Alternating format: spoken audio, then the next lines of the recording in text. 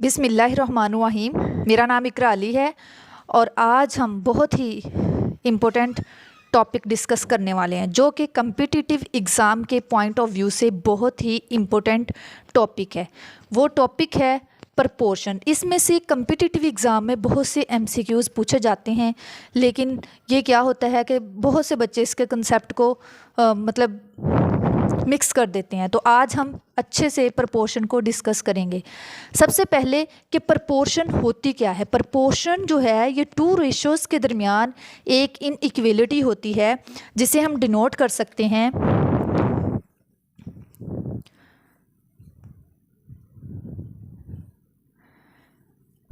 ये to ratios के दरमियान एक इनइक्वलिटी है जिसे हम क्या कहते हैं, प्रपोर्शन कहते हैं।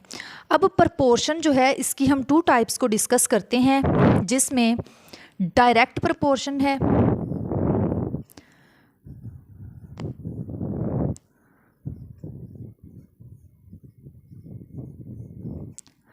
अब ये डायरेक्ट प्रपोर्शन जो है इसमें क्या है, इसका कॉन्सेप्ट क्या है। डायरेक्ट प्रपोर्शन में सपोज हमारे पास टू वैल्यूज़ हैं x और y। अगर x बढ़ रहा है और तो y भी बढ़े, यानी कि अगर एक वैल्यू इंक्रीज़ कर रही है तो दूसरी वैल्यू भी इंक्रीज़ करे, या ये कह लें कि अगर एक वैल्यू जो है डिक्रीज़ कर रही है तो दूसरी वैल्यू भी डिक्रीज़ करे, तो हम उसे कहते हैं कि ये डायरेक्ट प्रपोर्शन है। डायरेक्ट प्रपोर्शन क्या है, इसे अच्छे से अंडरस्टैंड करें कि अगर एक वैल्यू इंक्रीज़ कर रही है तो दूसरी वैल्यू भी इंक्रीज़ करे, या एक वैल्यू डिक्रीज़ कर रही है तो दूसरी वैल्यू भी डिक्रीज़ करे, तो उसे हम कहते हैं ये डायरेक्ट प्रपोर्शन है। अब हमने इसको अंडरस्टैंड कर लिया है कि अगर एक क्वांटिटी इंक्रीज़ कर रही है तो अदर क्वांटिटी, दूसरी क्वांटिटी भी इंक्रीज़ करनी चाहिए, और एक डिक्रीज़ कर रही है तो दूसरी भी डिक्रीज़ करनी चाहिए। अब हम इसकी एप्लीकेशन करते हैं, अप्लाई करके देखते हैं। सपोज़ हमारे पास एग्स हैं और हमारे पास कॉस्ट है। हमें दे दिए उन्होंने 10 एग्स। वो कह दिया है कि वो हैं 100 के, और फिर कह दें वो कि बताएं कि 5 एग्स हैं, उनकी क्या प्राइस होगी। तो अब देखें कि अगर 10 अंडे हैं और उनकी कीमत 100 रुपये है, तो 5 अंडों की कीमत, ज़ाहिर बात है ज़्यादा अंडे हैं तो कीमत इसकी प्राइस क्या होगी, ज़्यादा होगी। अगर कम अंडे हैं तो इसका मतलब उसकी प्राइस क्या होगी, कम होगी। अगेन रिपीट करती हूँ, देखें यहाँ पे 10 एग्स हैं तो प्राइस भी 100 है, यानी कि एग्स भी ज़्यादा है और कॉस्ट भी उसकी ज़्यादा है। यहाँ पे अब को जो एग्स हैं वो 5 हैं, तो इसका मतलब इसकी कॉस्ट भी क्या होगी, 5। यानी कि अगर एक इंक्रीज़ कर रही है तो दूसरी भी इंक्रीज़ कर रही है, अगर एक डिक्रीज़ कर रही है तो दूसरी भी डिक्रीज़ कर रही है। अब डायरेक्ट प्रपोर्शन के लिए फॉर्मूला जो आपने यूज़ करना है वो करना है x1 over y1 equal to x2 over y2। इसमें हम वैल्यूज़ पुट करते हैं। इसमें से जब करना है तो ये जो है हमारे पास x1 होता है, ये हमारे पास y1 होता है, ये x2, ये y2 होती है। सिंपल इसमें पुट कर देनी है। पुट करेंगे तो क्या आएगा, देखें x1 की जगह पे आ जाएगा 10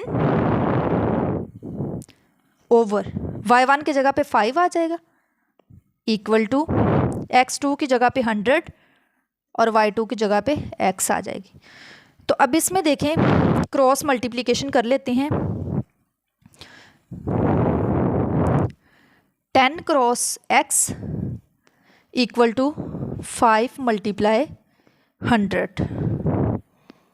ठीक है, यहाँ पे क्या आ जाएगा 10x, यहाँ पे क्या आ जाएगा 500। तो x इधर ही रहेगा और 500 जो है उसे 10 पे डिवाइड कर दें, तो आंसर क्या आ गया 50। अब देखें कि यहाँ पे 10 जो एग्स थे उसकी प्राइस 100 थी, तो 5 एग्स की प्राइस कितनी होगी, 50 होगी। 5 एग्स की प्राइस कितनी होगी 50।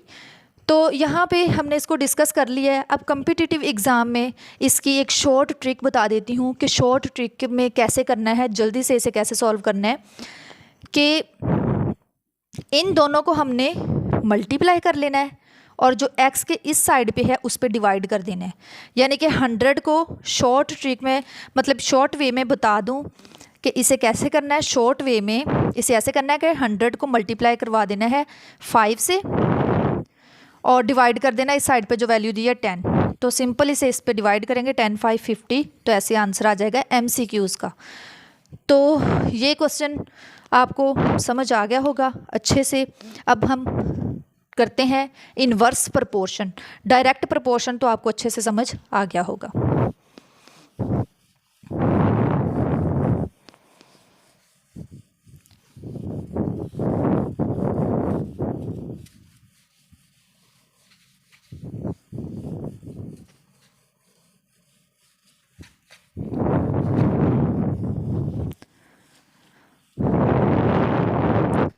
अब आ जाता है इनवर्स प्रोपोर्शन।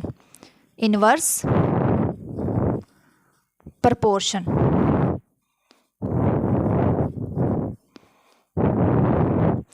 अब देखें इनवर्स प्रोपोर्शन क्या है। इनवर्स प्रोपोर्शन जो है वो उसका उल्ट है। यहाँ पे अगर हमारे पास सपोज x और y है, इसमें से अगर x इंक्रीज़ कर रहा है तो y को क्या करना होगा, डिक्रीज़ करना होगा। और अगर दूसरा देखें तो हमें यहाँ से क्या पता चलता है कि अगर x डिक्रीज़ कर रहा है तो y इंक्रीज़ होगा। इसमें इनवर्स प्रोपोर्शन जो है इसमें हम यही कंसेप्ट लेते हैं कि अगर कोई x और y दो वैल्यूज़ हैं तो अगर इसमें x इंक्रीज़ कर रहा है तो y डिक्रीज़ करेगा, और अगर x डिक्रीज़ कर रहा है तो y जो है वो इंक्रीज़ करेगा। अब इसको हम अप्लाई करके देखते हैं, इसकी एग्जांपल देखते हैं। एग्जांपल इसकी करते हैं। अब उसमें देखें सपोज हमारे पास पाइप्स है और टाइम है, ठीक है।